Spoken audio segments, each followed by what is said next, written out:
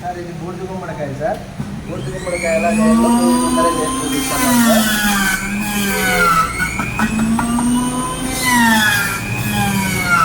బూడిద గుమ్మడికాయ అనేటువంటిది మనకు చాలా వరకు సి విటమిన్ ఉంటుంది సార్. సి విటమిన్ అనేటువంటిది ఉంటుంది సార్.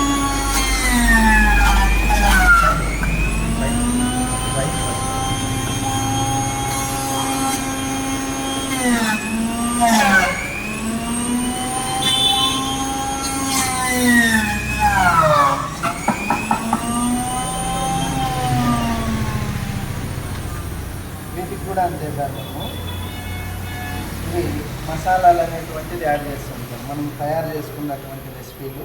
తర్వాత వచ్చేసి జింజర్ వేస్తాం సార్. జింజర్ వేస్తాము.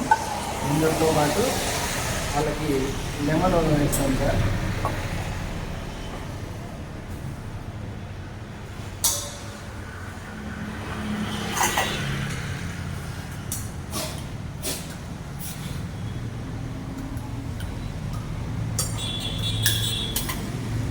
లెమన్ ఉంటుంది సార్. వాళ్ళు కావాలంటే మనం తాటి బెల్లం కొద్దిగా వేసిస్తాం సార్.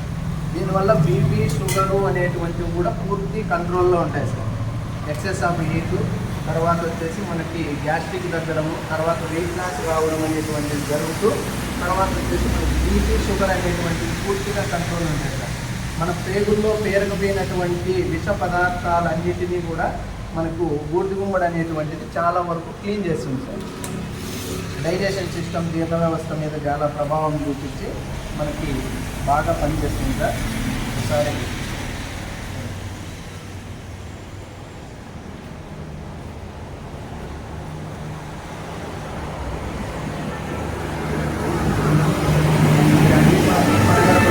బాగుంటుంది సార్.